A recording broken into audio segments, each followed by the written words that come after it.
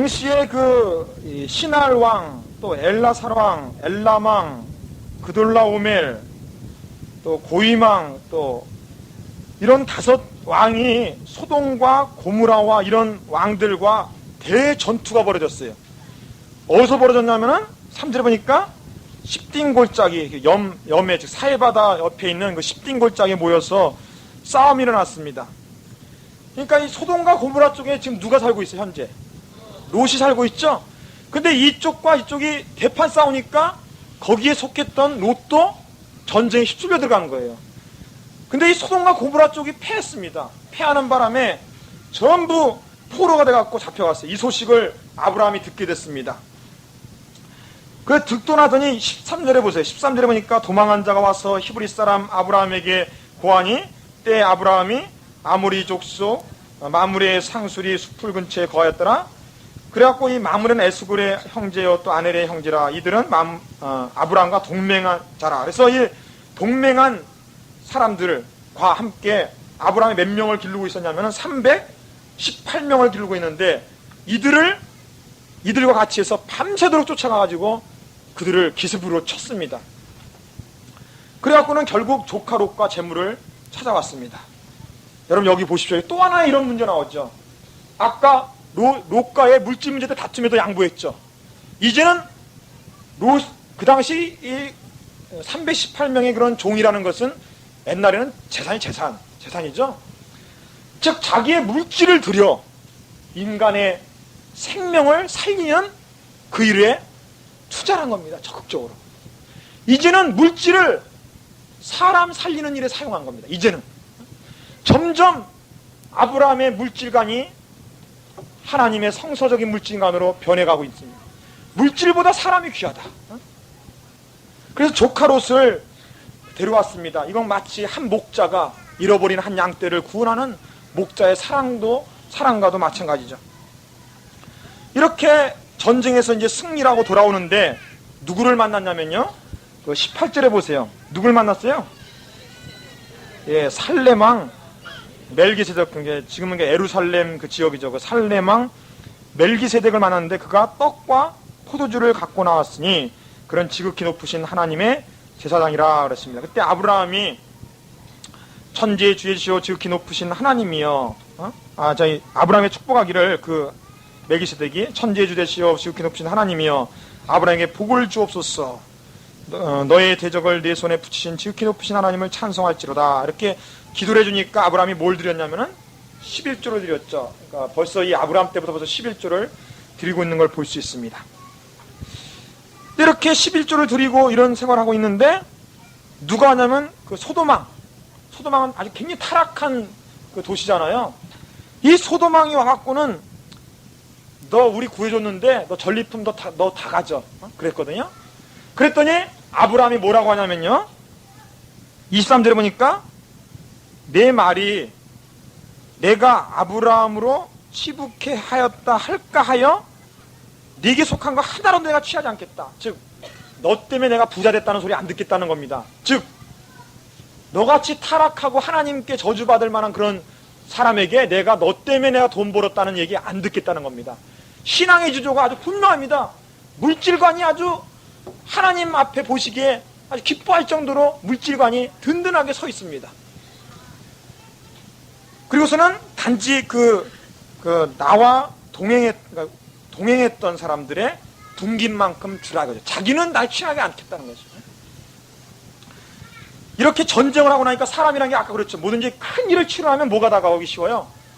공허함이나 손해감이 다가오기 쉽죠. 그때 15장에 보십시다. 이후에 전쟁 후에 여호와의 말씀이 이 상 중에 아브라함에게 임하여 가라사대 아브라함아 두려워 말라. 나는 너의 방패요 너의 지극히 큰 상급이니라 그랬습니다. 너의 방패다. 이 말을 왜 했겠습니까? 지금 언급길에 가서 기습작전 해갖고 이기긴 이겼는데 그 다음 복수할지도 모르잖아요. 다시요. 아브라함은 세력이 조그마고 그들은 5개 국가가 돼 있는 나라인데 내가 너의 방패가 되겠다. 그 다음에 너의 지극히 큰 상급이다. 왜 말했겠냐면은 그 뒤에도 나오는데 2절에 보세요. 아브라함이 어떤 심정이 있었냐면은 주 여호와여 무엇을 내게 주시려나이까? 나는 무자오니 나의 상속자는 이 다메섹에서 그 길로다가 키운 엘리에셀이니이다. 그랬어요. 또 가로되 주께서 내게 씨를 주시 아니 주셨으니 내 집에서 길르운 자가 나의 후사가 될 것이다. 이니다 그랬어요. 이건 왜 그랬느냐? 기껏 롯을 살려놨습니다. 살려놓는데 롯은 결국 누구예요? 조카일 뿐이지 자기 상속자는 아니에요. 내가 이렇게 신앙생활하는 것이 정말 하나님, 내가 처음 출발한 하나님께 그 자식 주겠다는 그거 하나 약속 믿고 살았는데 이 남는 게 뭡니까 하면서 하나님께 한탄하는 거죠. 그럴 때 우리 하나님이 말씀하시기를 4절에 그 사람은 너의 후사가 아니라 네 몸에서 날 자가 후사다 그랬어요. 그러면서 그를 이끌고 나갑니다. 이끌고 나가서 무뼈를 바라보겠습니다. 저 하늘의 찬란한 무뼈를 바라보면서 너 저 무뼈를 셀 수 있나 보라. 그래서 한번 세보죠.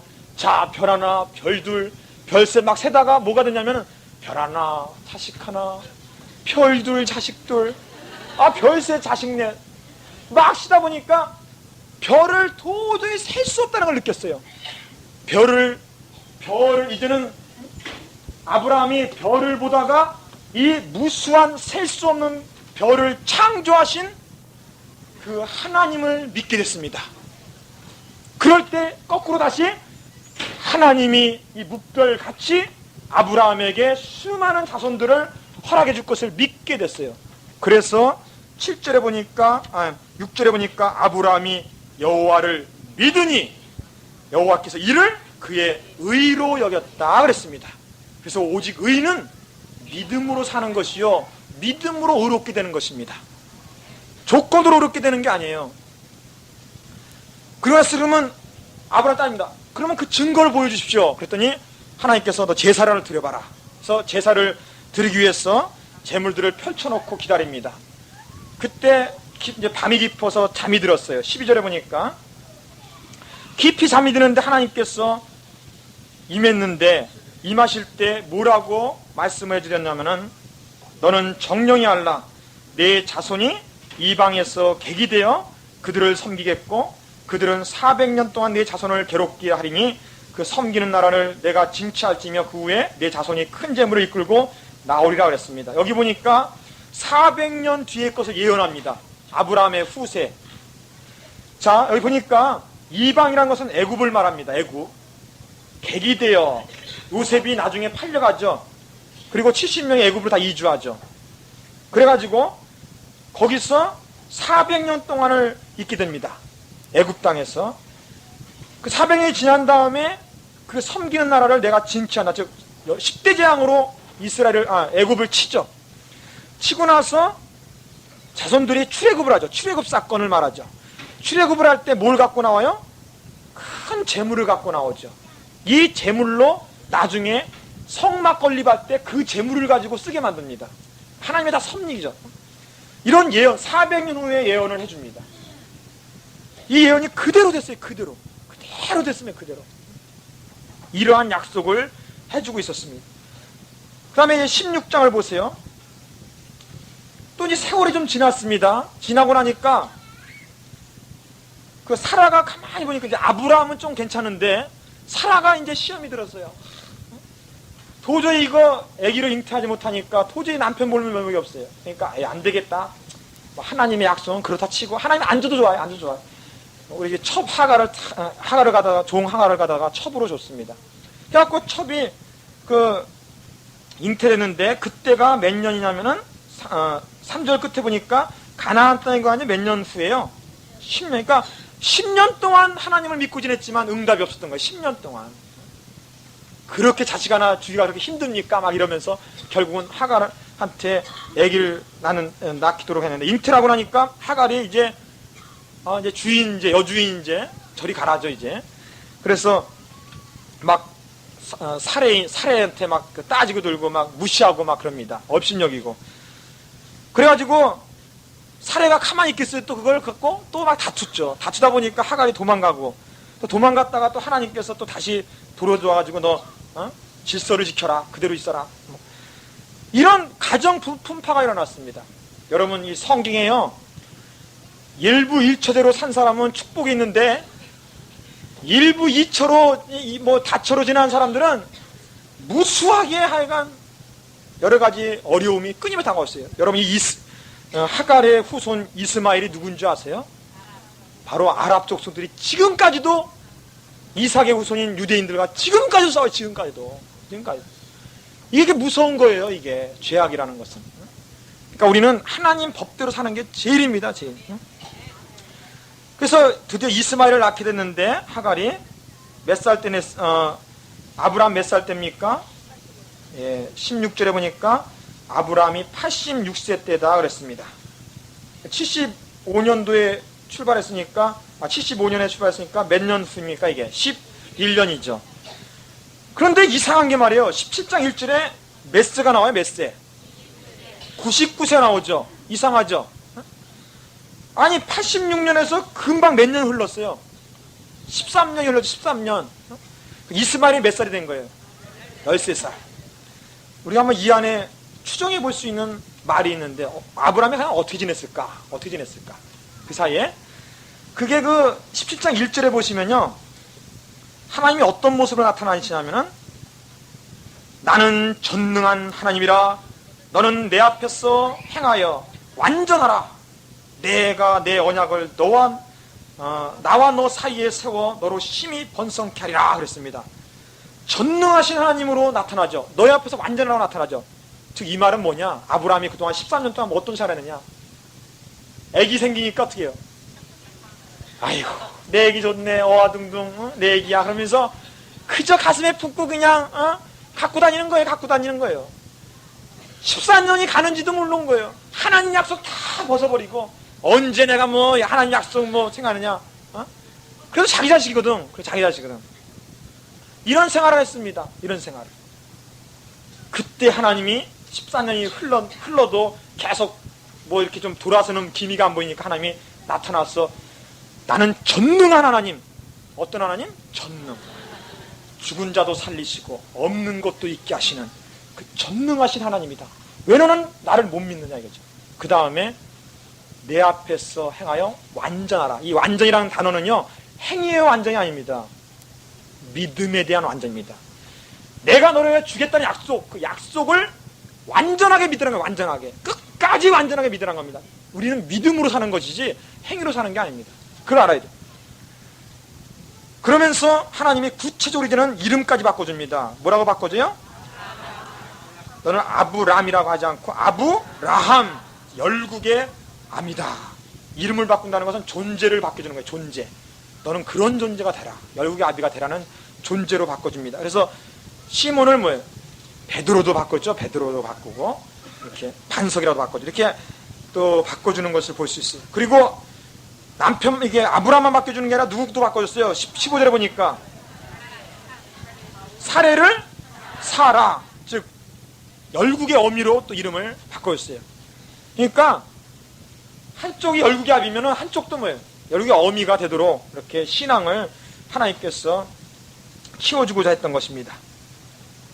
이렇게까지 하는데도 18절에 보니까 아브라함이 뭐라고 그랬어요?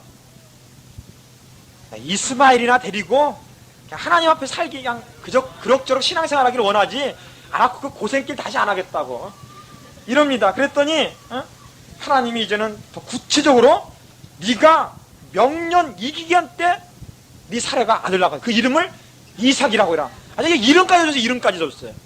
확신을 시키기 위해서. 자, 그로부터 하나님께서 하나의 규례를 준 게 있는데 언약의 표징으로 이렇게 언약했다는 표징으로 할례를 행하게 했습니다. 그래서 할례가 바로 이때부터 유래가 됐죠. 자, 여기 보면은 할례가 먼저입니까?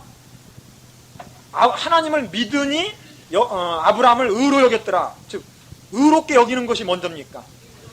아까 의롭게 여기는 먼저죠. 그러므로 우리가 행위로 율법의 행위로 구원받는 게 아닙니다. 믿음으로 구원받는. 여기서 보면은 그래서 온 사람들이 다 할례를 행했고 이제 드디어 그 18장에 보면은 그 천사 셋이서 아브라함을 방문하는 장면이 나와요. 여기에 보면은 아브라함이 손님을 대접하는 장면이 나오는데 이제 물질관이 점점점 아주 풍성해져 갖고 어느 정도까지 아브라함의 물질관이 성숙한 물질관을 갖고 있었느냐. 자, 보십시오. 이제 아브라함이 앉아있는데, 정오쯤에 앉아있는데, 눈을 들어보니까 사람 셋이 맞은편에서 서 있습니다. 보니까 영접하여 몸을 굽혀 땅에 엎혀 가로되, 3절에 보시면, 내 주여 내가 주께 은혜를 입었사오면 원컨대 종을 지나가지 마옵시옵고 물을 조금 가져오게 하사 당신들의 발을 씻으시고 나무 아래서 씻소서.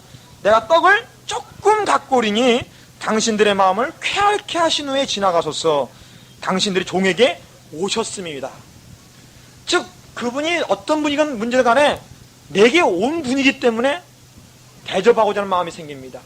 그런데 조금 갖고 올 테니까 싫어. 그러니까 상대방이 전혀 부담을 안 주죠. 그냥 물 조금 갖고 오고 조금 떡 부을 테니까 좀 잘 쉬어 계시라고.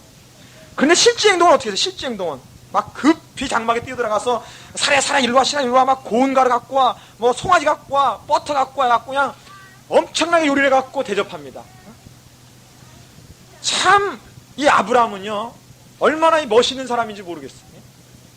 사람의 마음을 그렇게 이해하고 사람의 마음 속에서 대접을 합니다. 그래서 이 마태복음에 보면 뭐예요? 남을 대접한 대로 네가 대접을 받으라고 그랬지 않습니까?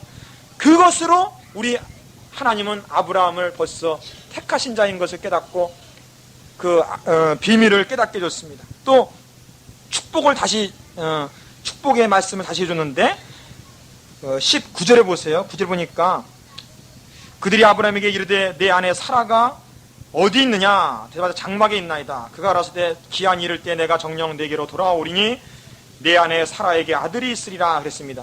이 소리를 사라가 장막 뒤에서 듣고는 웃기는 얘기 아니 하면서 웃었어요. 그 바람에 이 13절에 보세요. 13절에 보니까 여호와께서 아브라함에게 이르시되 사라가 왜 웃으며 이르기를 내가 읽었거늘 어떻게 아들이 나으리로 하느냐? 벌써 알았죠. 다 알고 있어요. 그러니까 여호와께 능치 못할 일이 있겠느냐? 할 수 있거든요. 무슨 말이냐? 믿는 자에는 능치 못할 일이 없느니라 그랬습니다. 전능하신 하나님이십니다. 그러면서 기한 이를 때 내가 너에게 돌아오니 내게 아들이 있으리라 그랬습니다. 그때 사라가 이 말을 듣고 두려워했어요. 나 웃지 않았어요. 그렇지? 네 웃었어. 나 안 웃었어요. 웃었어. 여러분 하나님이 이렇게 우리를 어떻게 삼으시냐? 친구 삼으시는 겁니다. 진실로 주간의 안에 내가 주 안에 있으면은 하나님 우리를 친구 삼아요. 그래서 우리 애가 이렇게 마치 친구가 서로 대화하듯이 너 웃었어 안 웃었어 뭐 하듯이 그렇게 대화 나누면서 우리와 함께 동행하시면서 사시는 거예요. 또 친구 관계는 비밀이 없죠. 그걸 볼 수 있는 게 뭐라고 하냐면은 17절에 보니까 여호와께서 가라사대 나의 하려는 것을 아브라함에게 숨기겠느냐? 어떻게 비밀이 있겠느냐 이거죠. 그러면서 너는 강대한 나라가 되고 네 자손은 천하만민이 너 때문에 축복받고 또 한 가지 소돔과 고모라는 유황불로 심판을 받으리라. 이렇게 두 가지에 대해서 얘기를 해주게 됐습니다. 근데 이 말을 딱 듣고 나니까 지금 이 소돔과 고모라에 누가 살고 있어요? 지금 롯이 살고 있고 또 그동안 아브라함은 이런 신앙생활을 지나면서 뭐가 귀한 줄 알았어요? 사람의 생명이 귀한 줄 알았다고요. 그래서 그때부터 기도를 하기 시작합니다. 그 기도가 위대한 중보기도인데 22절부터 보십시오. 그 사람들이 거기를 떠나 소돔으로 향하여 가고 아브라함은 여호와 앞에 그대로 섰더니 도저히 장막으로 들어갈 수가 없었습니다. 그 말을 듣고 나 축복해준다는 말은 일단 제껴놓고 소돔과 고모라 심판한다는 그 말을 듣고는 못 견뎠어요. 속에서 하나님의 그 군율이 불타올랐습니다. 그래서 말하기를 가까이 나아가로되 주께서 의인을 악인과 함께 멸하시려나이까? 만약 성중에 의인 50이 있을지라도 주께서 그곳을 멸하시고 그 의인 50을 용서치 아니하십니까? 반문했습니다. 의인과 악인을 분등히 하심을 불가하다. 그거는 가능하지 않습니다. 하고 얘기했어요. 그랬더니 여호와가 뭐라 그랬습니까? 의인 50을 찾으면 내가 그 온 성을 용서하겠다. 그랬더니 또 45인을 찾으면 어떻게 됐습니까? 그것도 용서하겠다. 또 40인을 찾아도 용서하겠다. 30, 20 그럼 10명이라도 찾으면 어떻겠습니까? 용서하겠다 그랬어요. 아마 어쩌면 이 롯이 이제 롯 있죠? 롯의 아내 있죠? 그 다음에 자식도, 딸 둘이 있죠? 또, 사위들 있죠? 그러니까, 그래도 한 10명 정도는 되겠지, 그래도. 생각했겠죠, 뭐. 그런데 설마 하고서 이렇게 이제 10명까지는 이제 했는데, 하나님은 여기서 아주 깨달을 교훈들이 몇 가지 있어요. 아주 굉장히 중요한 것들이 나오는데, 첫 번째로 깨달을 것은 뭐냐면요. 하나님은 심판하시기보다 뭘 하기를 원합니까? 구원하시기를 원하시는 하나님이십니다. 구원하시기를 원하시는 하나님. 이걸 알아야 돼요, 이거를. 하나님이 지금, 하나님 말씀은 절대적인 말씀이죠. 소돔과 고모라를 심판하리라. 누가 변할 수 있어요? 아무도 못 변했죠. 하나님 말씀인데, 그죠? 하나님 말씀이에요. 그런데 하나님은 그 말씀을 변경시킬 수 있는 동기가 뭐냐? 심판을 원하시기보다 구원을 원하시는 하나님이라기 때문에 바로 첫 번째는 바로 심판을 원하신 심판보다는 구원을 원하시는 하나님의 성품을 붙들고 기도했다는 거예요. 이게 중요해요. 구원을 원하시는 성품을 붙들고 기도했어요. 성품. 우리 자식을 위해서 기도하거나 우리 남편을 위해서나 가정을 위해서 기도하실 때 이런 성품을 붙들고 기도하세요. 주여, 하나님이시여, 하나님은 구원의 하나님 아십니까? 내 자녀를 살려주옵소서. 이 하나님의 그 구원하시기를 원하는 그 성품을 붙들고 기도해야 돼요. 그 다음 두 번째로 우리가 기도할 것은 하나님의 공의에 호소를 해야 된다. 공의. 이 공의라는 것은 뭡니까? 공의라는 말 뜻은 악한 사람은 멸하시고 의로운 자는 구원하시는 하나님이십니다. 상을 베푸시고 축복하시는 하나님이에요. 하나님은 공의를 가지고 우리가 기도를 하면은 그 공의를 지켜야 돼요. 하나님은 공의를 지켜야 됩니다. 그래서 이 다윗이라든가 히스기야 같은 경우는 어려운 일을 당할 때 바로 이 공의를 가지고 기도했어요. 히스기야가 죽을 뻥에 들었죠. 너 죽으리라. 그랬더니 면벽 기도를 했어요. 벽을 향하여 기도를 하기를 히스기야가 하나님이시여 내가 여호와 앞에서 전심으로 행한 것을 여호와께서 알지 아니하십니까? 그래서 하나님의 공의에 호소를 했습니다. 그랬더니 하나님이 15년을 연장을 시키셨어요. 그래서 이 공의의 하나님을 붙들고 기도해야 되고, 세 번째로는 27절에 보니까 티끌 같은 나라도 주께 감히 말하나이다, 고하나이다 그래서 티끌 같은 나라도. 이런 겸손의 기도가 필요합니다. 겸손의 기도. 하나님 왜 안 해줘요? 왜 안 해줘요? 이런 게 아니라 티끌 같은 나라도 주여 천부의 의지 없어서 주님 앞에 나왔사오니 주여 역사하여 달라고 하나님의 전적인 의지, 하나님께 대한 전적으로 의지하는 심령으로 기도한 겁니다. 겸손의 기도죠. 이러한, 그 다음 네 번째로는 중보기도. 이 아브라함은 자기를 위한 기도입니까, 이게? 그게 아니죠. 남을 위해서, 또 죽어가고 멸망해가는 저 원수 같은 저들을 위해서 기도합니다. 하나님은 중보기도를 기뻐 받으세요. 중보기도를. 그래서 이렇게 하나님이 이 아브라함의 기도를 통하여 어느 정도로 하나님이 중보기도를 받으셨냐면은 19장 29절을 보세요. 19장 29절을 같이 읽어보겠습니다. 하나님이 들의 성들을 멸하실 때 곧 롯에 거하는 성을 엎으실 때 아브라함을 생각하사 롯을 그 엎으시는 중에서 내어 보내셨더라 그랬습니다. 아브라함을 생각하사 롯을 끄집어냈습니다. 그만큼 우리의 중보기도가 중요한 겁니다. 자, 그 다음에 19장을 보시면은 이제는 아까는 18장은 그 아브라함이 손님 대접하는 장면인데 이 19장은 누가 손님 대접하냐면 롯이 손님 대접을 합니다. 이 롯이 손님 대접하는데 그 1절에 보세요. 날이 저물 때 그 두 천사가 소돔에 이르니 마침 롯이 소돔 성문에 앉았다가 그들을 보고 일어나 영접하여 가로되 뭐라고 그랬어요? 2절에 내 주여 돌이켜 종의 집으로 들어가 발을 씻고 주무시고 일찍 일어나 갈 길에 가서 발 닦고 잠자고 빨리 가시오. 벌써 말투가 틀린 말투가. 아브라함하고. 아브라함은 조금만 쉬었다 가라고 하면서도 대접을 하는데 여기는 빨리 발 씻고 주무시고 일찍 일어나서 가라. 그러면서 뭘 먹였냐면은 3절에 보니까 무교병, 딱딱한 거, 딱딱한 떡을 그냥 먹였어요. 딱딱한 떡. 이러니 천사들이 가만히 있겠어요. 뭐라고 했냐면은 그 2절 뒷부분에 보니까 아니라 우리가 거리에서 자겠다. 내가 거리에서 자겠다. 이러고 있습니다. 그래서 하도 끌고 가길래 이제 그 집으로 들어갔는데 얼마나 소돔 땅이 타락했는지 거기에 그 사람들이 소돔 사람들이 몰려갖고는 6절에 5절 뒷부분에 모였어요. 그 사람을 끌어내라. 그들을 끌어내라. 우리가 그들과 상강이 나서 여기서 지금 그 동성연애를 한다는 거예요. 동성연애를 얼마나 타락을 했는지 이렇게 그 성적으로 타락했어요. 그래서 롯이 문 밖으로 나갔고 내 딸들이 있으니까 이들에게 할지언정 이 내게 온 손님들은 건드리지 말라고. 왜냐면 이들이 천사인 줄은 알기 때문에 그런 말을 하고 막 그랬어요. 이렇게 위험한 순간에 하나님께서는 어떻게 했습니까?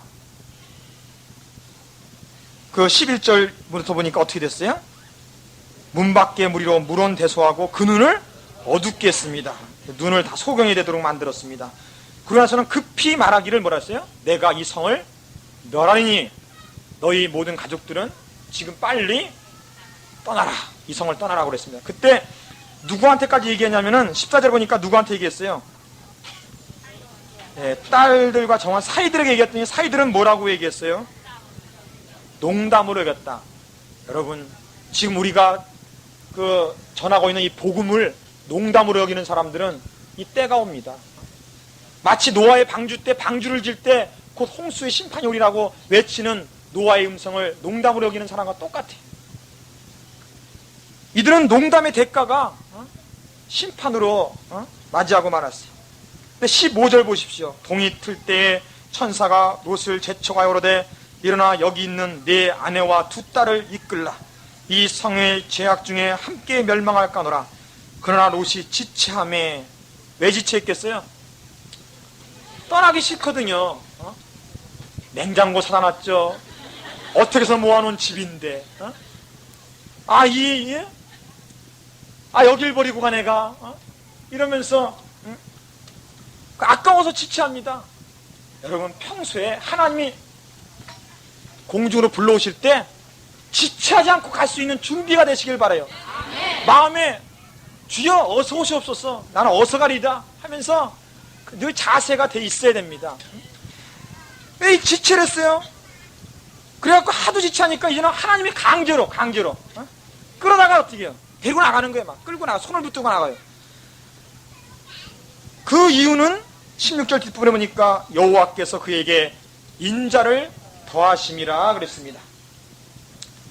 진실로 우리가 살아가는 것은 하나님의 인자 없이는 되는 게 없어요. 그래서 산으로 도망칠 때 뒤를 돌아오지 말라고 그랬어요. 근데 누가 뒤를 돌아봤어요? 26절 보니까 롯의 아내가 뒤를 돌아봤습니다. 그래갖고 소금기둥이 되고 말았습니다. 여러분 하나님께서 은혜를 베푸실 때 그 은혜를 감당하는 신앙을 가지시기 바라요. 은혜를 버리면은 그것이 다 헛것으로 돌아가고 말아요. 은혜가 올 때 은혜를 감당함으로 구원의 역사를 이루어야 됩니다. 근데 이 롯의 말년이 얼마나 비참한지를 보세요. 30절에 보니까 롯이 소알에 거하기가 또 두려워하고 산으로 도망가서 또 피해 있습니다. 얼마나 두려운지. 그러니까 하나님을 떠난 사람들은 이렇게 평강이 없어요. 마음에 첫째가 불안해 늘. 근데 그 자녀들이 딸들이 보니까 자기 사위들이 다 죽었거든요. 돌박이 돼가지고 어떻게 우리 후손을 낼까 하다가 아버지에게 술을 먹여서 아버지하고 통해가지고 아들을 낳는데 37절에 보니까 큰딸이 아들 낳으니까 뭐예요? 모압. 모압 조상의 모압 족속의 조상이 됐고 작은 딸은 베냐민 즉 암몬 족속의 조상이 됐어요. 그래서 모압과 암몬은 다 사실은 아브라함의 친척들이죠. 사실은 조카 롯의 후예들이니까. 근데 이 모압과 암몬은 끊임없이 아브라함의 후손들을 그렇게 못살게 굴었죠. 또 하나님의 제약의 씨앗들은 꼭 하나님의 것과 이렇게 대항하고 싸우고 있는 것이죠. 자, 지금까지 본다면은 아브라함의 출발해서 변화된 것과 롯이 출발해서 변하면 천지 차이죠. 자, 처음에 갈대우로 해서 롯과 아브라함이 동시에 출발했습니다. 말씀을 쫓아갔어요. 갔는데 중간에 아브라함은 어디를 선택했냐면은 말씀과 약속 선택해서 가나안 땅을 선택했어요. 근데 이 롯은 소돔과 고모라 물질적으로 풍성해 보이는 그곳을 선택했어요. 영적인 선택을 했고 여기는 물질적인 선택을 했어요. 그러다 보니까 그 심정이 마치 무교봉같이 딱딱해졌습니다. 무교봉을 대접하니 그 마음처럼 인색해지고 딱딱해지고. 그러나 이 아브라함은 손님을 대접하는 거 하나만 봐도 알아요. 얼마나 마음이 풍성해지고 생명을 얻을 때 더 넘치도록 얻어 있는 걸 알아볼 수 있죠. 결국 이 장면이 변해서 이제 그 뒤에 20장 이하 보면은 아브라함이 드디어 약속의 자녀 이삭을 낳았죠. 드디어 하나님의 언약의 자손을 낳게 되는데 이제는 여기는 무슨 자를 낳아요? 죄악의 씨앗을 낳았어요. 우리가 하나님의 부르심을 받고 어느 길을 선택해 가느냐에 따라서 얼마나 큰 차이가 있는가를 여기서 크나크게 롯과 아브라함을 대조해서 보여주고 있는 것입니다. 자, 그 다음에 우리 20장을 보겠습니다. 부터는 이제 간단하게 몇 군데만 살펴보고 보겠습니다. 20절부터 이제 아브라함이 그랄이라는 땅에 가서 거했는데 그랄에서도 말해 또 아내를 자기 누이라고 속였어요. 무서워가지고 또 실수한 거예요. 그러니까 우리가 보통 한 번 죄진 거를 또 질 때가 많죠. 다시 질 때가. 그럴 때 참 많이 있어요. 근데 아브라함도 두 번째 이렇게 또 죄를 진 거예요. 그때도 하나님께서 뭐예요? 은혜를 베풀었는데 어떻게 은혜를 베풀었느냐? 7절에 보세요. 7절. 이제 그 사람의 아내를 돌려보내라. 그는 선지자라. 그가 너를 위하여 기도하리니 내가 살려니와 내가 돌려보내지 않으면 너와 내게 속한 자가 다 정령 주자야. 이걸 우리가 참 위로가 말씀인데 하나님은요 바로 성도들의 편입니다. 하나님은요 성도들의 편이에요. 또 있죠? 성도들하고 주의종하고 있을 때는 하나님은요 주의종의 편이에요. 여러분 그걸 아셔야 돼요. 하나님 우리가 뭐 잘나서 그 죄 가운데서 우리를 불쌍히 여겨서 용서해 주는 게 아니에요. 자기 자녀기 때문에 그런 게 자녀기 때문에. 그걸 통해서 우리가 위로받을 수가 있습니다. 그럼 21장으로 넘어가 있습니다. 21장 1절부터 2절까지 읽겠습니다. 시작.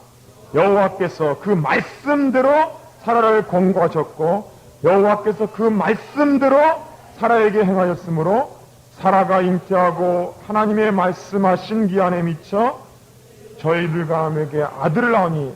자, 반복되는 단어가 있죠. 세 개가 있어요. 뭐예요? 말씀대로 또 그 말씀대로 또 하나님의 말씀하신 기한에. 우리는 뭘 믿어야 됩니까? 말씀을 믿으세요. 끝까지. 그럼 말씀대로 역사합니다. 창세기 1장에 어떻게 창조됐습니까? 말씀대로. 하나님이 가라사대 했더니 그대로 되니라. 이 놀라운 말씀 신앙을 깊이 간직하기를 바랍니다. 그래서 이름이 뭡니까? 이삭이라는 뜻은 웃음의 웃음. 그 가정에 웃음을 줍니다. 기쁨을 줘요. 이제는 그냥 희락과 은혜가 봐요. 그런데 사건이 생겨요. 문제 생겼어요. 어떤 분에서 8절에 보니까 먼저 난 아들이 누구죠? 이스마엘. 그 다음에 지금 난 아이가 이삭. 근데 이삭이 말해요. 커가지고는, 그러니까 14살이란 말이지. 14살짜리가 애기를 애기를 막 괴롭히는 거예요. 둘이 점점 자라면서 계속 핍박하네. 그러니까 도저히 안 됐으니까 쫓아내라 그랬어. 쫓아냈어. 그러니까 못 살게 보니까 이 하갈이 그 이스마엘과 도망가 버렸어요. 이런 걸 통해서 우리가 알 수 있는 것은 하나님, 우리가 한 번 이렇게 죄의 씨앗을 가지면은 평생 고민입니다. 어떤 사람은요, 막 멋대로 막 그냥 자기가 잘못해놓고 그냥, 에이, 될 대로 되라, 막 이런 식으로 지는 사람 많아요. 근데 이건 세상 십자가예요, 십자가. 자기가요, 져야 돼요. 어쩔 수 없어요. 평생 고생해. 어쩔 수 없는. 거기서 하나님의 은혜만큼은 구해야 돼요. 왜냐, 여기 보니까, 이 이스마엘과 하갈에게도요, 하나님이 나타나셨어요. 하나님이 나타나시더니, 17절에 보니까 하나님이 그 아이의 소리를 들음으로 하나님의 사자가 하늘에서부터 하갈을 불러 가랐어요. 그래서 하나님이 이 사람들에게도 찾아왔습니다. 그러므로 어려운 일이 있을지라도 하나님께 늘 기도하는 생활을 해야 되겠어요. 그 다음에 그 22장 보시면은 이삭이 나옵니다. 이삭의 22장에 그 아브라함이 이삭을 데리고 모리아 땅에 가서 그 번제드리는 사건이 나옵니다. 요거 오늘은 뭐 천상 시간 관계로 22장만 하고 마치겠어요. 본문에 보니까 그 일 후에라는 것은요, 뭘 말하냐면은 이제는 자식도 생겼죠? 하나님 말씀 응답도 받았지? 물질도 뭐예요? 이제 풍족했죠? 이제는 뭐예요? 어려운 것이 하나도 없는 상태에 와 있었던 거예요. 그 일 후에 청천별락까지 같이 하나님이 뭐예요? 시험하시려고 아브라함아, 내가 여기 있나이다.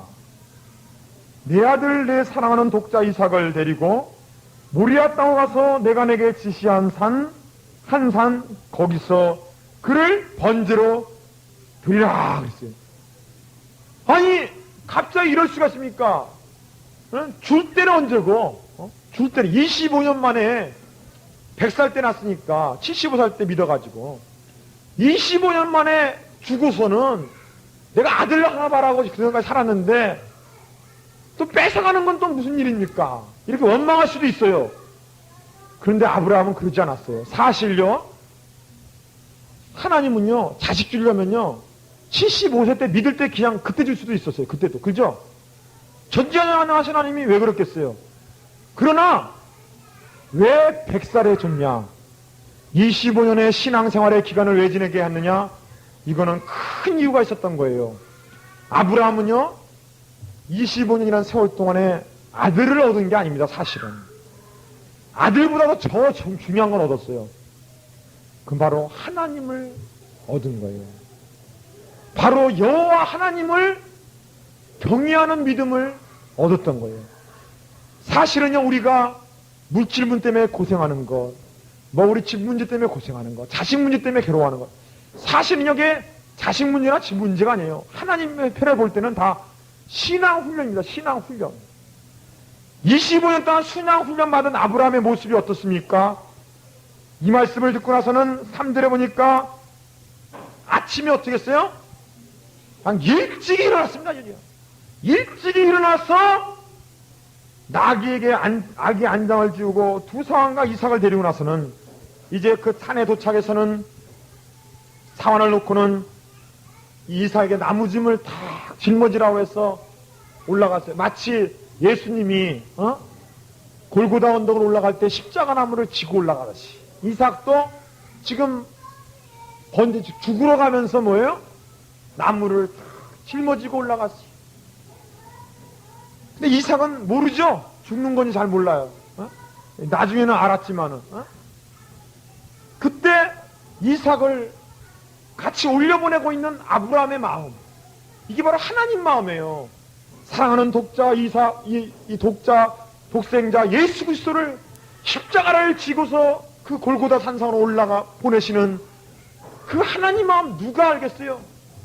여기 볼 수 있는 이 아브라함을 통해서 알 수가 있어요. 보니까 뭐라고 하신 줄 아십니까?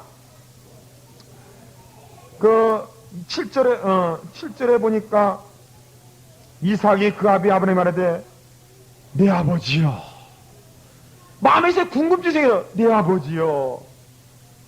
그러니까 아브라함이 내 아들아, 이 내 아들이라는 소리에 얼마나 가슴이 메어지겠어요.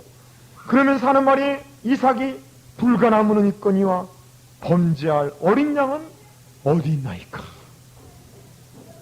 그때 이 뭐라고 얘기했습니까?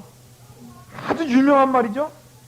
하나님이 자기를 위하여 친히 예비하시니라. 여호와 이레 하나님에 대해서 말했지. 그리고서는 다 올라가자마자 아이를 결박해서 묶었습니다. 그리고는 칼을 들고서 막 찔르는 순간에 갑자기 아브라함아, 아브라함아, 내가 여기 있나이다. 그때 사람 말하기를 그 아이에게 내 손을 대지 말라. 아무 일도 그에게 하지 말라. 내가 내 아들 내 독자라도 내게 아끼지 아니하였으니 내가 이제야 내가 하나님을 경외하는 줄을 아노라 그랬어요. 이제서야 비로소 하나님을 경외하는 줄 알겠다 했습니다. 여러분, 하나님이 우리에게 바라고 있는 게 근본적인 목적이 뭡니까? 진실로 나와 하나님과 예수님이 베드로에게 물었듯이 네가 이 사람들보다 나를 더 사랑하느냐? 주여 내가 주를 사랑하느냐를 주님께서 아시나이다. 우리는 이러한 신앙 고백이 있어야 되겠습니다. 내 남편보다도 내 아내보다도 내 자식보다도 내 가정보다도 내 집보다도 내가 지금까지 이룩했던 내 사업보다도 하나님을 더 사랑하고 하나님을 더 경외하는 여러분 되시기를 간절히 바랍니다. 여기서는 무엇보다도 우리가 여호와 이레 하나님을 배워야 되겠어요. 첫 번째로 여호와 이레 하나님을 배워야 되겠습니다. 준비하신 하나님. 그럴 때 뒤를 돌아보니 아브라함이 뒤를 돌아보라 했더니 옆에 뭐예요? 한 수양이 나뭇가지에 걸려서 음매하며 울고 있었어요. 그거를 잡아서 번지어 들었습니다. 여러분, 여호와 이레 하나님을 믿으신다면은 결단코 내일을 소망하시고 내일에 대해서 절망하지 마시기를 부탁드립니다. 뿐만 아니라 두 번째로는 이 세상 무엇보다도 여호와를 우선으로 살십시오. 경외한다는 것은 마음의 첫 자리에 하나님을 모시는 거예요. 어떠한 것보다도 마음의 첫 자리를 여호와 하나님을 모시고 사시는 경외하는 생활 되기를 간절히 바랍니다. 그 다음 세 번째로는 신앙의 훈련을 잘 쌓는 생활 하십시오. 신앙의 훈련을 잘 쌓는 생활 우리가 깊이 가야 되겠습니다. 마지막 네 번째로는 이 순교신앙은 부활신앙에서 나타난다는 겁니다. 순교신앙은 부활신앙이 있을 때 순교할 수가 있는 거예요. 우리 5절을 22장 5절만 같이 한번 읽겠습니다. 시작. 이에 아브라함이 사안에게 이르되 너희는 나귀와 함께 여기서 기다리라. 내가 아이와 함께 저기 가서 경배하고 너희에게로 돌아오리라. 그랬죠? 여기 보니까 내가 반드시 어떻게 다 그랬어요? 돌아오리라. 돌아오리라. 우리는 돌아옵니다. 어떠한 일에서도 부활신앙을 통하여 순교신앙도 있을 수 있다는 사실을 아십시오. 영어로는 no cross, no crown. 십자가 없이는 영광이 없다. 이러한 신앙으로 우리가 승리하는 일생을 맞이하시기를 예수의 이름으로 간절히 부탁드립니다. 아멘. 우리 합심하여 말씀을 의지하여 기도하겠습니다. 그리고 제가 기도하고 오늘 공부를 마치겠습니다. 할렐루야, 할렐루야. 아버지 감사합니다. 오늘 이렇게 귀한 두 번째 창세기 1장부터 22장의 말씀을 통하여 우리의 심령을 주여 감찰하시고 깊이 주의 말씀을 깨달아 알게 하심을 진심으로 감사합니다. 오 여호와 하나님, 주여 우리들도 아브라함같이 승리하게 도와주시옵시고 역사옵소서. 우리에게 성령으로 충만케 하시고 능히 베풀어주시고 베풀어옵소서. 오 주여 할렐루야 감사합니다. 오 주여 할렐루야 감사합니다. 감사합니다. 아버지 이 정치 하나님께 감사할 것뿐이오니 주님께서 진실로 하나님 옆에 살 수 있는 우리들 되게 도와주옵소서. 우리가 늘 마음의 문을 열어서 하나님의 약속의 말씀을 끝까지 믿고 살 수 있는 하나님의 자녀 될 수 있도록 축복하시옵소서. 하나님께 영광과 찬송과 존귀를 드려드리옵나이다. 아멘. 감사하신 하나님, 오늘 창세기 1장부터 22장까지 배웠습니다. 태초에 하나님이 천지를 창조하시니라. 창조주 하나님, 우리 피조물임에도 불구하고 우리를 지어 영적 존재로 만드셔서 하나님 심히 기쁘시게 할 수 있는 존재로 삼으신 것 감사합니다. 우리가 모든 생활을 통하여 하나님을 심히 기뻐하게 도와 주시옵소서. 또한 우리가 아브라함같이 일생을 진실로 하나님의 약속을 믿고 사는 믿음의 사람 되게 하여 주옵소서. 아브라함같이 열국의 아비, 열국의 어미로서의 삶을 살기를 원하오니 하나님께서 우리에게 말씀을 주시고 믿음을 주시고 성령을 허락하여 주시옵소서. 아버지 하나님이시여, 주여 우리가 진실로 하나님을 경외하는 자 되게 하여 주옵시고 여호와 일의 신앙, 부활 신앙을 갖고 살게 도와 주옵소서. 우리에게 전전하신 하나님, 천지를 창조하신 하나님, 아브라함의 하나님이 계시오니 우리의 하나님 될 줄 믿습니다. 나의 하나님 될 줄 믿습니다. 우리의 가정의 하나님 될 줄 믿습니다. 주여 영광받아 주시옵소서. 오늘 귀한 말씀을 인하여 진실로 감사하고 우리 주 예수 그리스도의 이름으로 감사하며 기도드렸사옵나이다. 아멘. 할렐루야. 아버지 감사합니다. 할렐루야. 하나님께 영광의 박수 드리겠습니다. 할렐루야.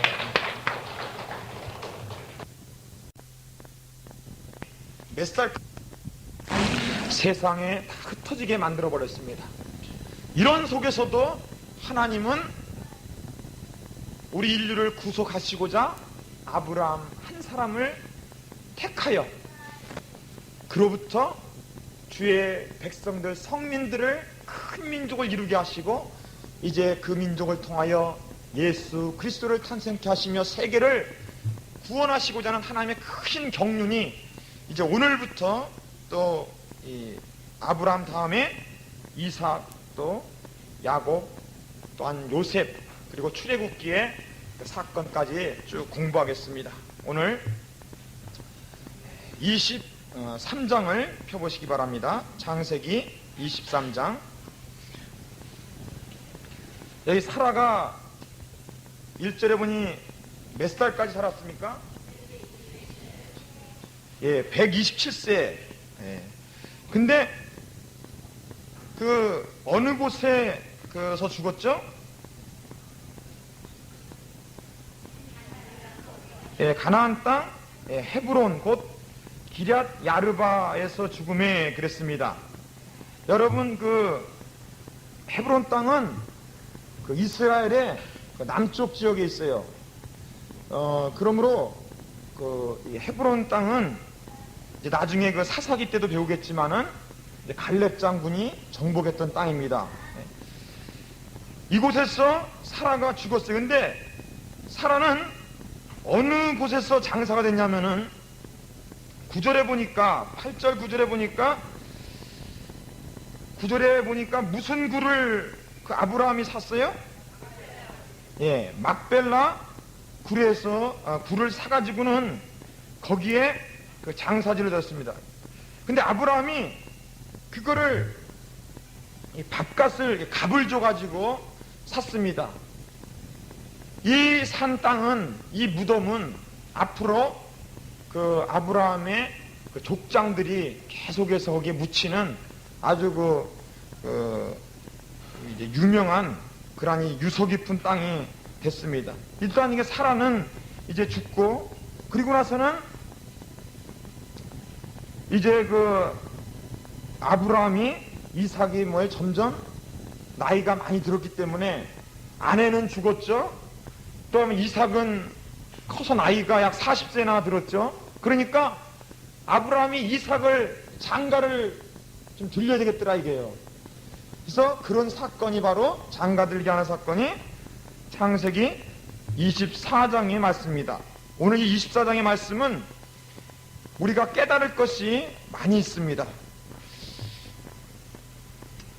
자, 1절부터 제가 잠깐 읽겠습니다. 아브라함이 나이 많아 늙었고 여호와께서 그의 범사에 복을 주셨더라. 아브라함이 자기 집 모든 소유를 맡은 늙은 종에게 이르되, 이 늙은 종은 흔히 그때 다메섹 엘리메셀입니다 하면서 이삭을 낳기 전에, 이스마엘 낳기 전에 엘리메셀을 자기 후속자로 삼으려고 그랬죠. 그 사람이 이제 늙어서 이 계속된 그 종으로 아마 많이 압니다. 그래서 엘리메셀이 아닌가 이렇게 생각하고 있습니다. 늙은 종에게 이르되 내 손을 내 환도뼈 밑에 넣어라. 그 당시는 아주 귀중한, 아주 꼭 해야 될 언약을 할 때는 환도뼈지, 엉치뼈 그 밑에다가 넣고서 약속을 했대요. 그래서 이 환도뼈 밑에 넣으라. 내가 너로 하늘의 하나님, 땅의 하나님이신 여호와를 가르쳐 맹세하게 하노니 너는 나의 거하는 이 집안 가나안 족속의 딸 중에서 내 아들을 위하여 내 아내를 택하지 말고 내 고향 내 족속에게로 가서 내 아들 이삭을 위하여 아내를 택하라 그랬습니다. 생각해봐요. 그 당시는 뭐 사진기도 없고 그런데 이 아브라함이 뭐라냐면 이삭을 장가 드릴 때 이삭도 데려가지 말고 또 이 땅에서는 말고 그 하란, 즉 옛날에 그 족보에 보면은 그 하란이 있었죠. 아브라함의 그 같은 형제들, 그쪽에 가서 며느리를 굴르라 그랬어요. 이 늙은 중에 가만히 생각해 보니까 답답하더란 말이에요. 아니, 이삭이 어떤 사람인지도 모르고 뭐 사진도 하나 없이 그냥 무조건 가서 아내 택해 갖고 오라는 거예요. 너무 막막하죠. 그러니까는 아브라함의 종이 나 도저히 그렇게 못할 거라고. 그랬더니 아브라함이 하는 말이 아주 7절 말씀 보시기 바랍니다. 같이 한번 쭉 읽어보죠. 7절 시작. 하늘의 하나님 여호와께서 나를 내 아버지의 집과 내 본토에서 떠나게 하시고 내게 말씀하시며 내게 맹세하여 이르시기를 이 땅을 내 씨에게 주리라 하셨으니 그가 그 사자를 내 앞서 보내실지라. 내가 거기서 내 아들을 위하여 아내를 택할지니라. 만일 여자가 너를 쫓아오고자 하냐면 나의 맹세가 너와 상관이 없다 그랬어요. 여기 보니까 아주 귀한 아브라함의 믿음을 또한 볼 수 있으며, 그 다음에 아브라함의 종이 이제 10절에 보니까 메소보다미아의 나홀이라는 성에 가가지고는 약대 10필에다가 많은 좋은 물건들을 싣고서 무조건 그냥 간 거예요. 무작정 가가지고서는 11절, 12절쯤에 보니까 기도를 합니다. 어떤 기도라요? 우리 주인 아브라함 하나님 여호와여, 오늘날 나로 순적히 만나게 하소서. 나의 주인 아브라함에게 은혜를 베푸시옵소서 하면서 성중 사람의 딸들이 물길로 나오겠사오니 내가 우물 곁에 섰다가 한 소녀에게 이르기를 청컨대 너는 물 항아리를 기울여 나로 마시게 하라 하리니 그의 대답이 마시라. 내가 당신이 약대에게도 마시리라 하면 그는 주께서 주의 종 이삭을 위하여 정하신 자라. 이로 인하여 주께서 나의 주인에게 은혜 베푸심을 내가 알겠나이다.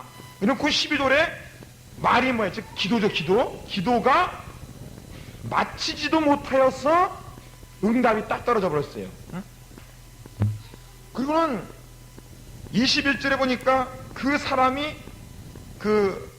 리브가를 아주 묵묵히 주목하며 여호와께서 과연 평탄한 길을 주신 여부를 알고자 하더라 그랬습니다. 그리고 나서는 이 리브가의 오빠 누구예요? 29절에 나반이라는 사람, 집에서 다 성경 읽어오셨죠?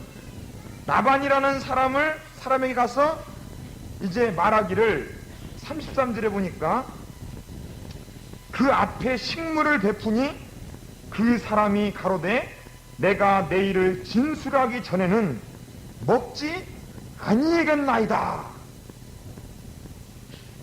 참 훌륭한. 그 다음에 리브가가 이제 내가 가겠나이다 그랬더니 60절 말씀에 라반이 뭐라고 그러냐면은 리브가에게 축복하여 가로되 그 오라비가 축복하기를 동생에게 우리 누이여 너는 천만인의 어미가 될지어다 내 씨로 그 원수의 성문을 얻게 할지어다 그랬어요. 이걸 통하여 우리가 아주 깊은 결혼관에 대해서 우리가 깊이 깨달을 게 참 많이 있습니다. 결혼관에 대해서. 첫 번째로는 불신자와의 결혼을 하나님은 원치 않는다는 겁니다. 아브라함도 가나안 족속들에게, 불신자들에게서, 우상 숭배하는 자들에게서 우리 이삭의 아내를 취하지 말라 그랬어요. 결혼은 어찌하든지 주 안에 거하는 자와 결혼을 해야 되겠습니다. 두 번째로는 그 24장 7절에 무조건적으로 아브라함의 종을 보내면서 무엇을 근거로 이 아브라함은 확실하게 믿고 있어요? 과거에 아브라함에게 한 약속 뭐예요? 이 땅을 내 씨에게 주리라. 내 씨라는 건 이삭이잖아요. 그럼 이삭에게 또 후손이 계속 날 거니까 분명히 며느리를 하나님이 반드시 줄 거다는 확신. 자기에게 하신 약속의 말씀을, 이걸 자 두 번째로는 자신에게 하신 약속의 말씀을 더 넓게 깨닫는, 더 넓게 깨닫는 깨달음이 있어야 된다는 거예요. 즉 예를 들면 하나님 나에게 직분 맡겨줬습니까? 뭐 구역장, 조장 또는 뭐 주의종 이런 직분을 맡겨줬으면 하나님 뭐예요? 직분 맡겨줬으면은 그 직분 맡겨준 일을 할 수 있도록 나머지는 뭐예요? 하나님이 책임져 뭐예요? 주신다는 얘기고, 또 주의종의 길을 가든지 직분의 일을 하기 위해서는 뭐가 필요합니까? 능력이 또 필요하죠. 그러면 그 능력도 주신 줄 믿는 거예요. 그러니까 무조건적으로 나에게 직분 맡겨줬구나, 직분을 내가 열심히 해봐야지, 그것만 깨달을 것이 아니라 늘 깨달음을 확장시켜야 돼요. 확장. 연관되는 걸 더 넓게 해야 돼요. 아브라함도 이 땅을 내 씨에게 주리라 하나님 약속의 말씀을 통해서 반드시 하나님께서 이 메시아의 그 계보를 이룰 수 있는 그런 훌륭한 아내를 줄 것이라 하는 거. 인간적인 방법 아니고도 줄 수 있다는 것을 믿었던 거예요. 그 믿음이 필요합니다. 또 더 폭넓게 깨닫는 깨달음이 필요해요. 그 다음 세 번째로는 평소에 구체적인 결혼관이 있어야 되는 겁니다. 평소에 구체적인 결혼관이 있어야 됩니다. 여기 아브라함의 종은요, 기도할 때 어떻게 기도했냐면은, 아브라함의 종이 지금 이 나홀이라는 성에 가가지고 그 저녁이 돼서 이제 물 기를 때가 됐단 말이에요. 그 여자들이 이제 물을 길러 나올 거란 말이에요. 그러면 그 사이에서 이제 기도를 합니다. 나에게 물 좀 마시게 달라 그러면 나만 마실 뿐 아니라 누구까지 마시게 해요? 약대 몇 필? 지금 몇 필을 갖고 왔어요? 10필인데 그 약대까지도 마시게 하겠다는 겁니다. 이 아브라함의 종은 이런 결혼관을 갖고 있었어요. 그동안 아브라함 가정에 가만히 있다 보니까 참 이 가정은 남에게 주는 가정이에요.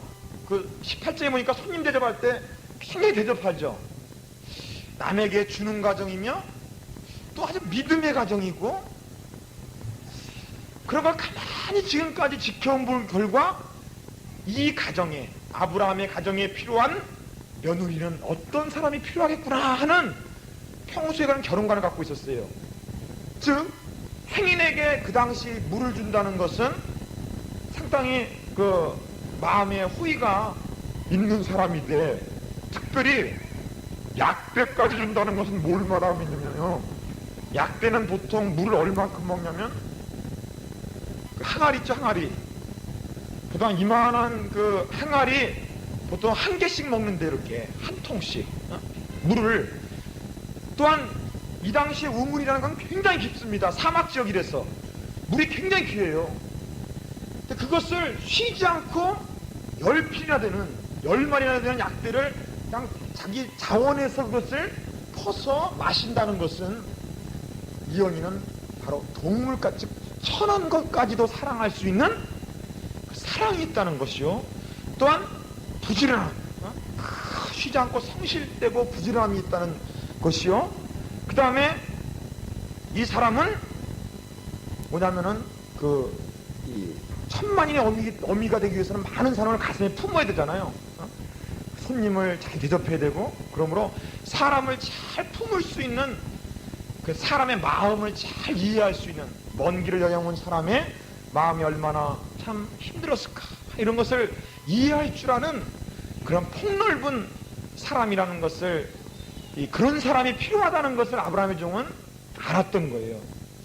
그래서 구체적으로 그렇게 결혼관을 기도했습니다.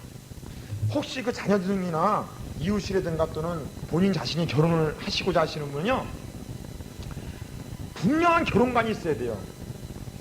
나를 하나님께서 어떤 길로 인도하여 주실 것인가를 한번 생각해보고 주의 종의 길을 가는 것인가, 아니면 내가 어떤 실업인, 기독교 실업인 쪽으로 나를 이렇게 인도하시는가, 또는 어떤 교육계통에 인도하실 건가, 아니면 봉사계통에 인도할 것인가, 어떤 자기의 사명을 한번 생각해 보면서 거기에 필요한 결혼관이 무엇인가를 한번 주님 앞에 기도하면서 나열해 가지고 그걸 구체적으로 기도하셔야 돼요. 구체적으로 최소한 5가지 이상을 하나씩 또박또박 나열하셔 가지고 구체적으로 기도하는 게 필요합니다.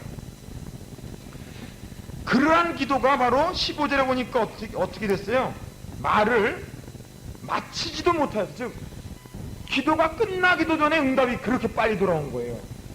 그러니까 평소에 얼마나 결혼 기도를 잘 준비해 놨느냐에 따라서 응답은 속히 옵니다.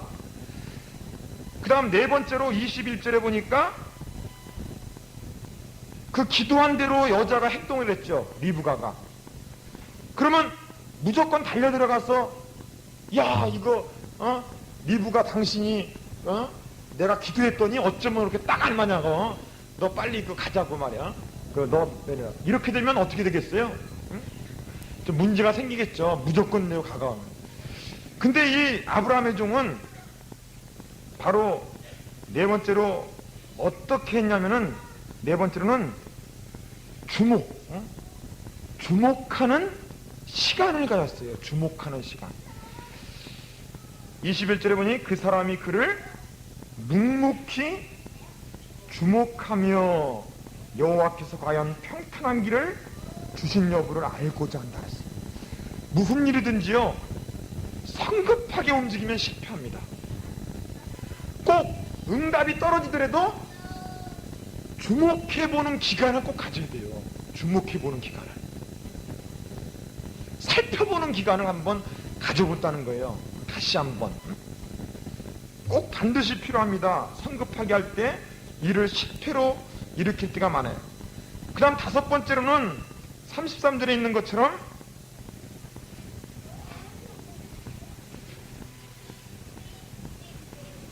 내가 이 일을 진술하기 전에는 먹지 아니하겠나이다. 이걸 통해서 의식주보다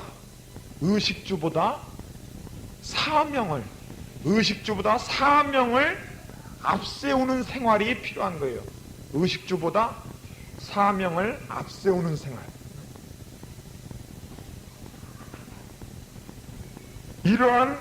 그러한 이 자세가 필요합니다. 그리고서는 60절에 너는 뭐가 되라고 축복해줬어요? 리브가를 천만인의 어미가 되라. 즉 또 하나는 바로 비전과 환상,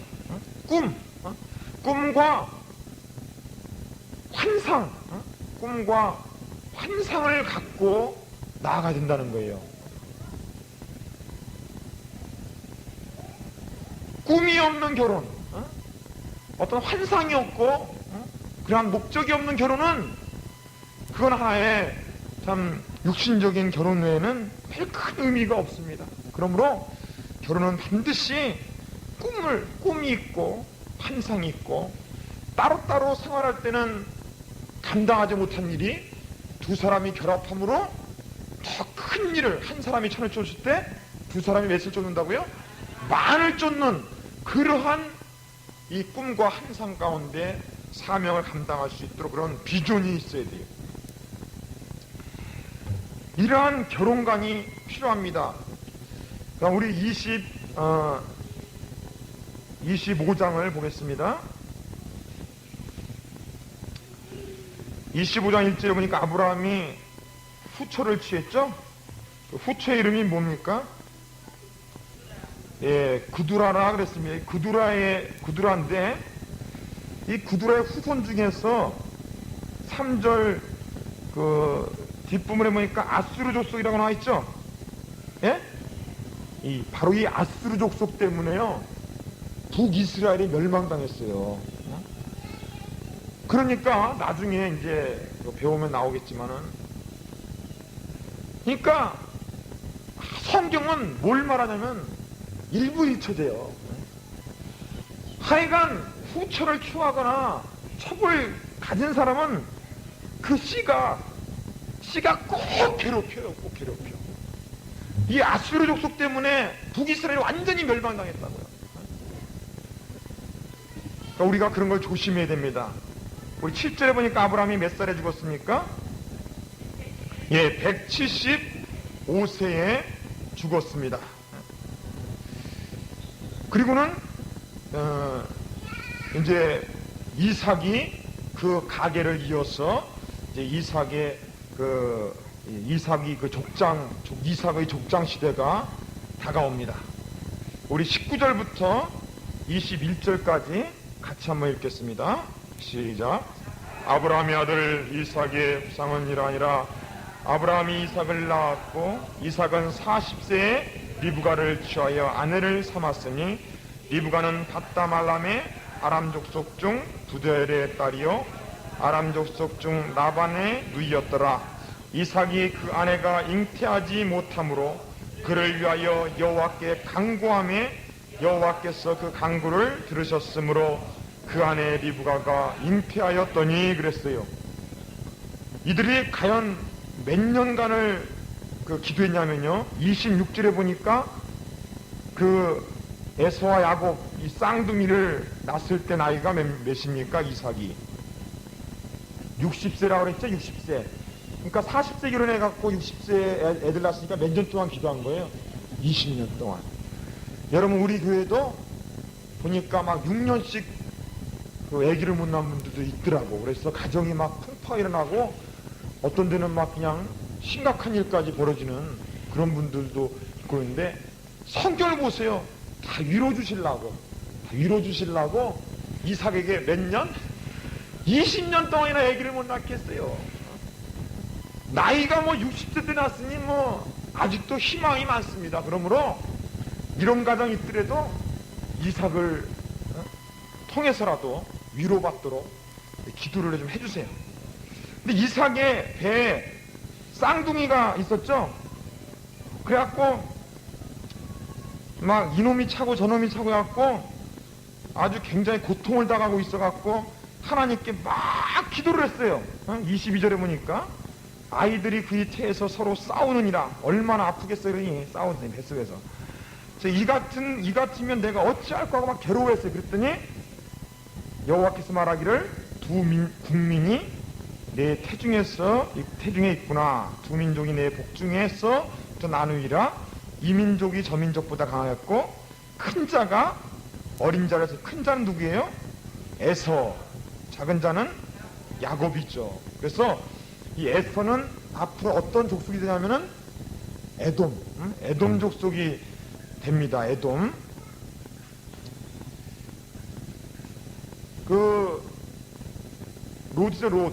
롯의 딸 2명이 소돔과 고모라 멸망 후에 결합해서 난 족속들이 모압 족속과 암몬 족속이에요.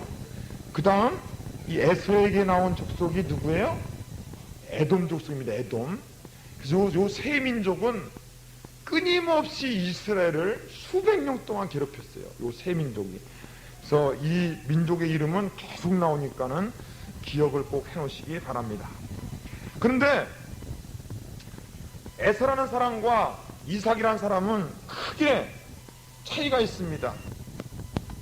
에서는 팥죽왕국에 장자의 농물을 팔아먹었죠.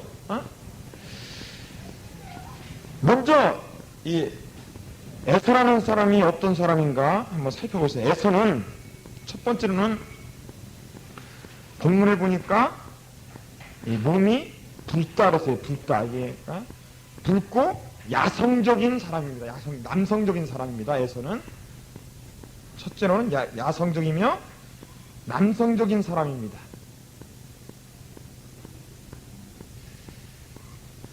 또한 외성적인 성격을 갖고 있습니다. 외성적입니다. 두 번째는 눈에 보이지 않고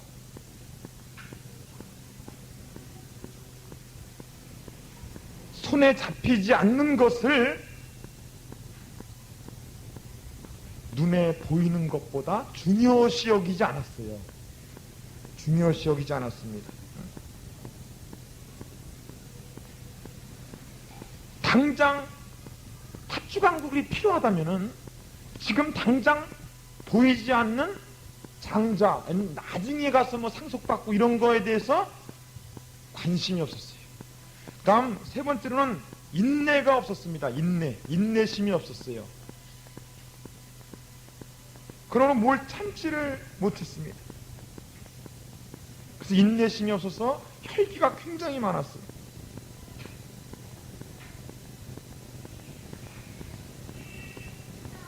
그 다음 네 번째로는 내일을 위해 오늘 땀을 흘리질 않았어요. 내일을 위해 오늘 땀을 흘리질 않았어요. 에서는 그때 그냥 사냥해갖고 그때 아버지로부터 귀여움만 받으려고 그러고 그냥 그때 살았습니다. 내일의 소망을 가지고 오늘 막 땀을 흘리며 노력하는 그런 준비된 생활이 돼 있지 않은 사람입니다. 그러므로 이런 사람은 하나님께서 도저히 하나님의 그 메시아 계보에 쓸 수가 없었던 거예요.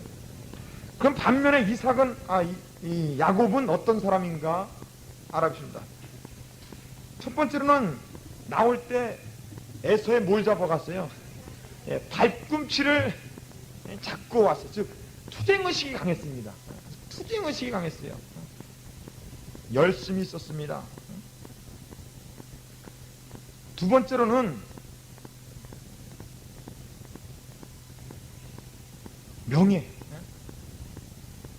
명예와 내일을 위해 오늘을 참는 사람이었습니다. 악착같이 참았어요. 그 라반의 집 가가지고는 이 나엘과 결혼하기 위해서 당시 몇 년을 참았어요? 14년간이나 참을 정도로 내일을 위해서라면은 오늘 뭐 무슨 일이 있어도 참는 거예요. 이렇게 정말 굉장한 사례가 있어요. 그 대신에 나쁜 점이 하나 있는데 세 번째로는 수단과 방법을 안 가르쳤어요. 이게 바로 뭐냐면 훈련 제목입니다. 사람마다 다 훈련 제목이 있어요. 예수를 믿고 나면요, 하나님은 훈련시킵니다. 우리가 뭐 예수를 믿지 않았기 때문에 훈련을 시키는 게 아닙니다. 고통이 오는 게 아니라 예수를 믿고 나면 그 사람에게 그 모자른 면, 그 예수의 인격적으로 부족한 면, 또 하나님의 그릇으로 사용하기에 좀 모자른 면을 채워주기 위해서 훈련 제목 삼고 여러 가지 인도하는 거예요. 근데 이 바로 사기꾼 같은 이런 심령을 남을 속이고 이런 것을 자그마치 20년 동안 그냥 하나님께 훈련받고 나서야 완전히 깨진 거죠. 완전히. 그 다음에. 그럼 네 번째로는 이 야곱은 내성적인 사람입니다. 내성적인 사람. 그래서 내성적인 사람이기 때문에 아주 생각하는 사람이죠. 노댕에 뭐 생각하는 사람이 있듯이 생각하는 사람이었습니다. 그래서 모든 걸 생각하고 주의 깊게 한번 관찰해보고 그리고 결정을 내릴 때는 아주 깊이 생각해서 결정 내릴 줄 아는 이런 사람이었습니다. 즉 하나님은 어느 것 한 가지 부족할지라도 주님께서 쓰시는 꼬투리가 있습니다. 그럼 우리가 예수님을 믿고 나서는 딱 두 가지로 나를 생각해야 돼요. 뭐로 생각하냐면 바로 첫 번째는 나의 훈련 제목이 무엇인가? 나를 쓰시는 꼬투리가 무엇인가? 이 두 가지 방향으로 꼭 생각하시길 바랍니다. 반드시 나를 사용하는 꼬투리가 있고 또 반드시 나를 훈련시키는 그러한 요소가 있다는 것을 깨달으시기를 바랍니다. 26장에 보겠습니다. 이 아브라함 때의 첫 흉년이 들었더니 그 땅에 또 흉년이 두 번째 흉년이 들었습니다. 즉 아브라함이 제일 처음에 가나안 땅에 왔을 때 흉년이 들어서 어디로 도망갔어요? 애굽으로 갔다가 하나님께 그냥 얻어터리고 다시 나왔죠. 근데 이삭도 또 뭐예요? 흉년이 들었죠. 그런데 이삭은 애굽으로 피신한 게 아니라 어디로 피신했어요? 그랄, 즉 블레셋 땅, 블레셋 사람의 땅으로 피했습니다. 그치? 거기 갔을 때도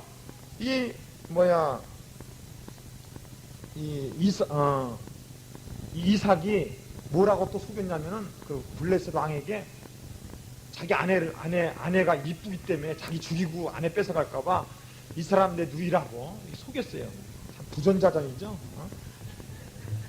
저는요 이게 이 우스운 얘기 같은데도 어떤 때 심각하게 받아들일 때가 있어요. 왜냐면은 우리 한국 땅이요 지금 복음이 들어와서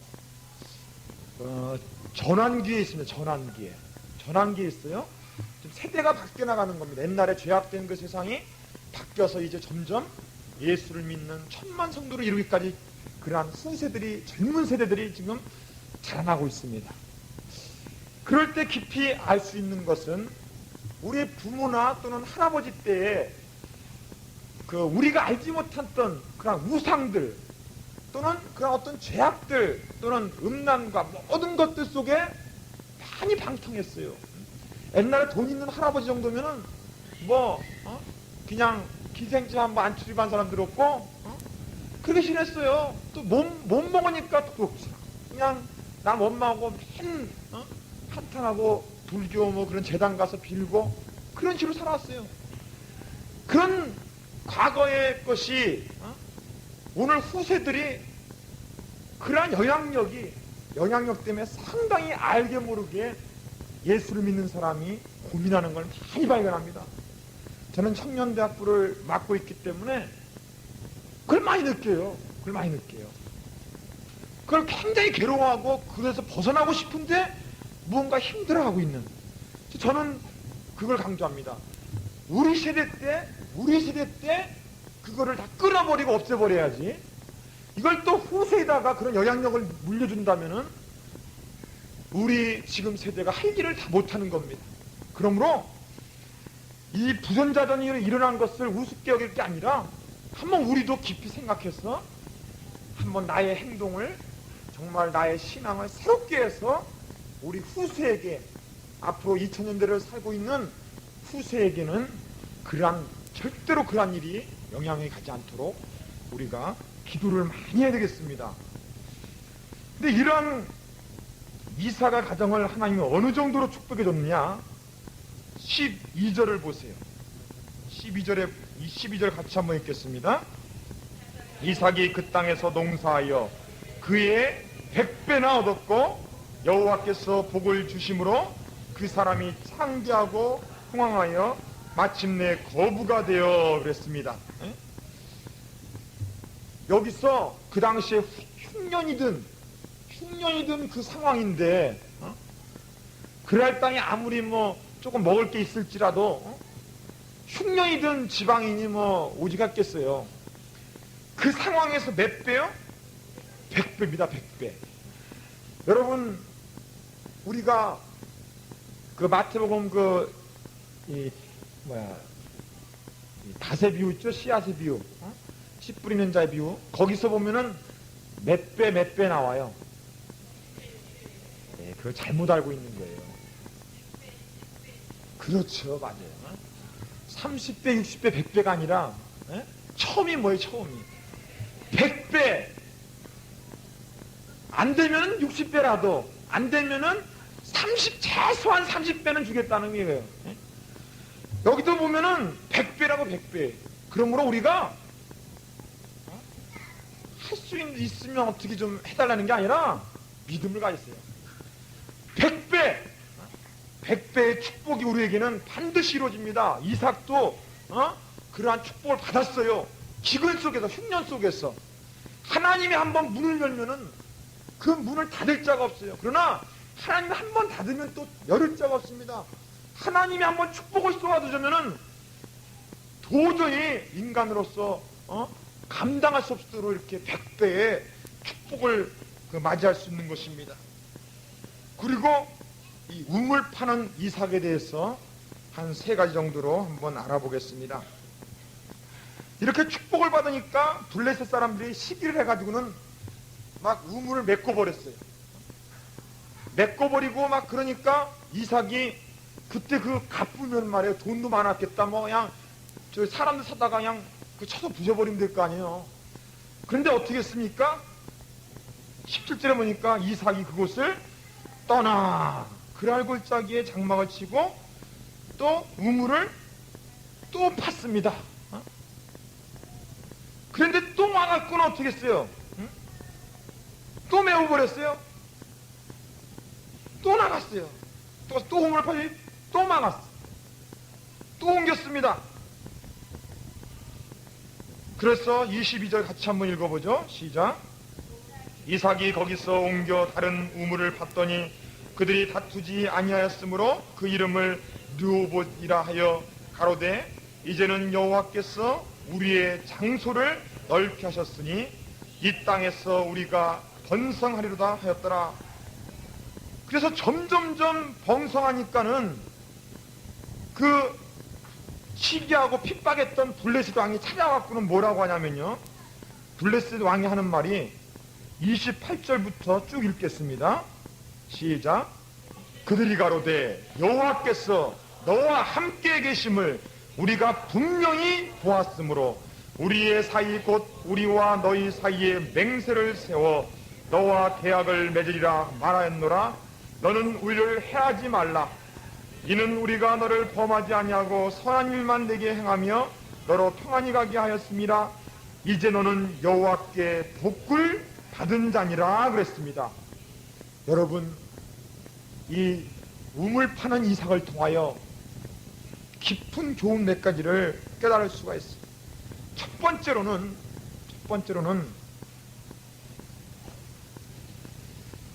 주를 의지하며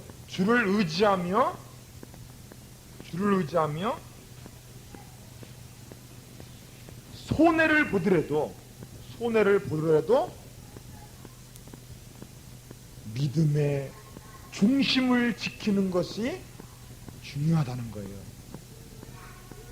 즉, 우물 때문에 내 믿음의 상처를 입는다면 그것처럼 손실이 없다는 거예요, 하나님 편에. 그러나 지금 손해나는 것 같이 보이지만은 믿음의 중심을 지키고 있으면은 그거는 하나님께서 섭리적인 그런 축복을 베푼다는 거예요. 두 번째는 불신자의 핍박과 시기도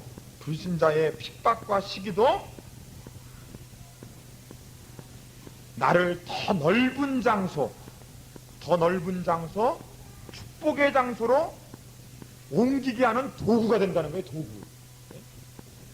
핍박하지 않았다면 그 좁은 골짜기에 그냥 겨우겨우 살겠죠? 그냥 안주하게 좋겠죠. 그러나 핍박 때문에 자꾸 옮기다 보니까 뭐예요?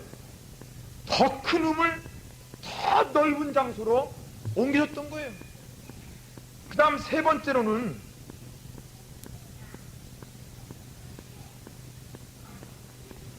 악을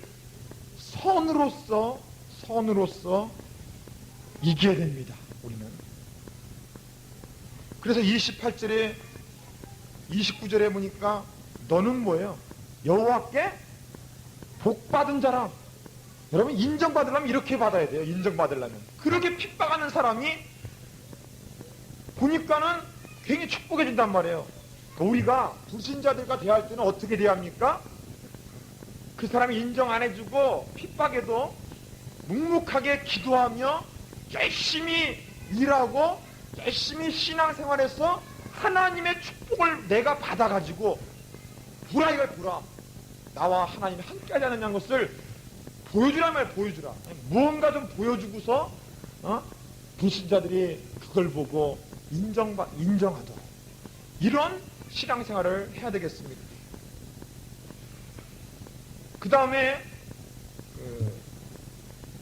이 에서가 33절에 보세요. 그가 그 이름을 세바라 한지라. 이 세바라 여기 바로 이 그 성 오늘가까지 부엘세바라 하니라 그랬습니다. 부엘세바. 우리 바울선서 가이드 10페이지를 보세요. 바울선서 가이드 10페이지를 펴보시기 바랍니다.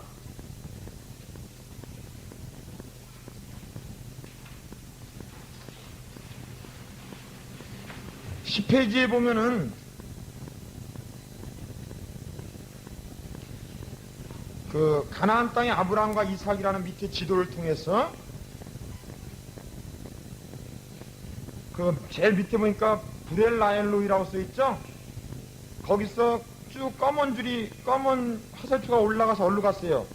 그랄, 블레셋왕 아메스도 여기서 나와가지고는 어디로 옮겼어요? 예, 부엘세바.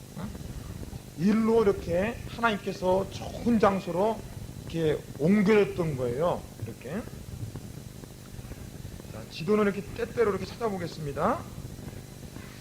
그 다음 이제 27장을 보겠습니다. 27장. 이삭이 나이 많아 눈이 어두워 잘 보이지 않게 됐습니다. 그래서 이제 죽기 전에 아들에게 장자권을 넘겨주려고 했습니다. 그 당시에는요,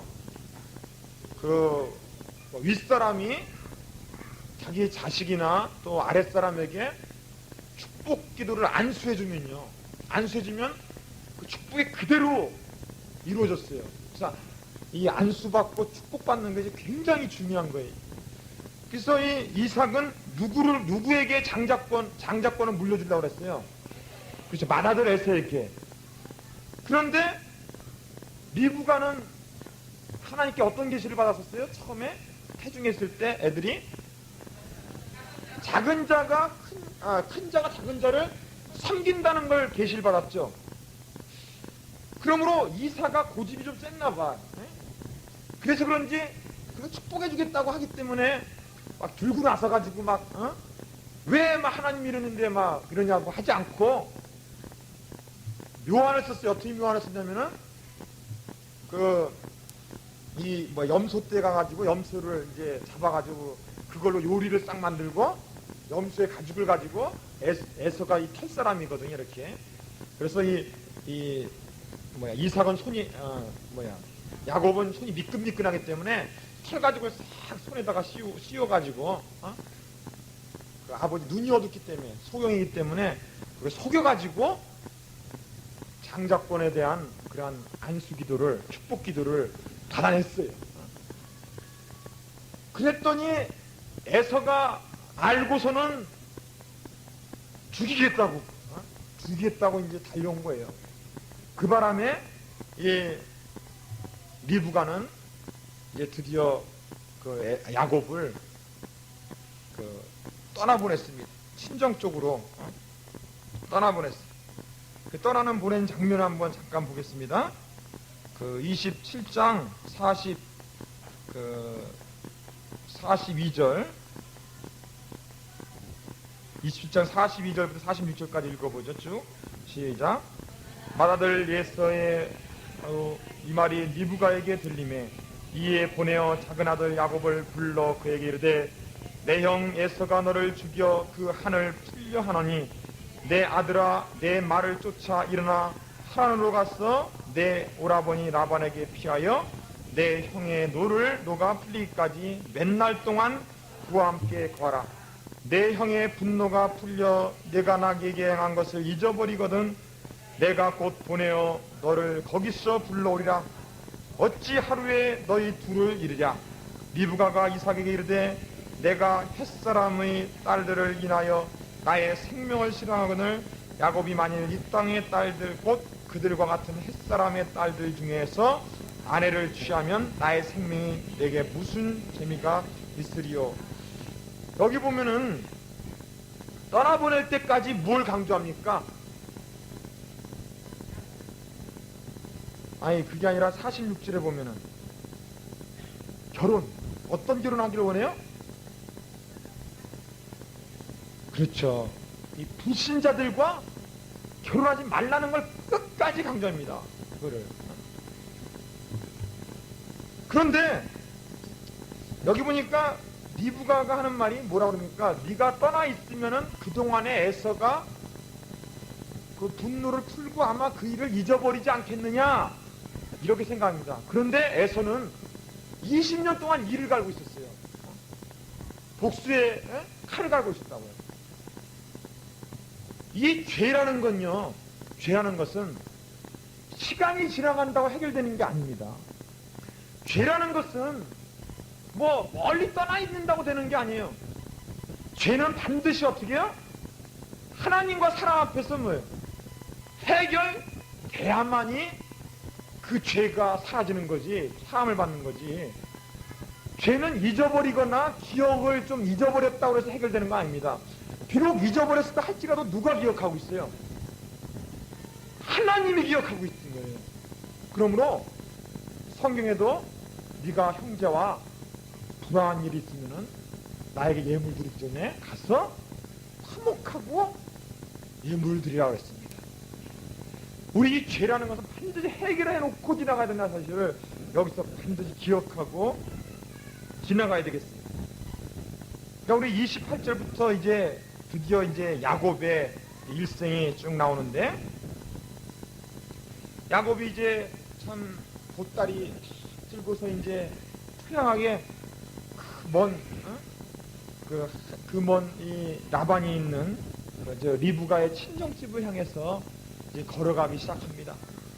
하룻길을 쭉 걸어가다가 어디를 이르렀냐면 베델이라는 곳에 도착을 했습니다. 이 베델이라는 도착에서는 피곤하고 이 공고에서 돌을 하나 가져다가 돌베개라고 잠이 들었습니다. 우리 찬송가도 있잖아요. 내 고생하는 것 옛 야곱 같았다고. 이 야곱이 그렇게 잠을 들었는데 갑자기 하늘문이 열리며 하늘과 땅 사이에 사닥다리가 보이더니 거기에 막 천사들이 오리락나리락 하며 그런 걸 보게 됐어요. 그러면서 하나님이 하시는 말이 13절에 뭐라고 그랬어요? 나는 여호와니 너의 조부 아브라함이 하나님이시요 아니요 이삭의 하나님이라. 너 누운 땅을 내가 너와 네 자손에게 주리니 네 자손이 땅의 티끌같이 되어서 동서남북에 편만할지며 땅의 모든 족속이 너와 네 자손을 인하여 복을 얻으리라. 내가 너와 함께 있어 내가 어디로 가든지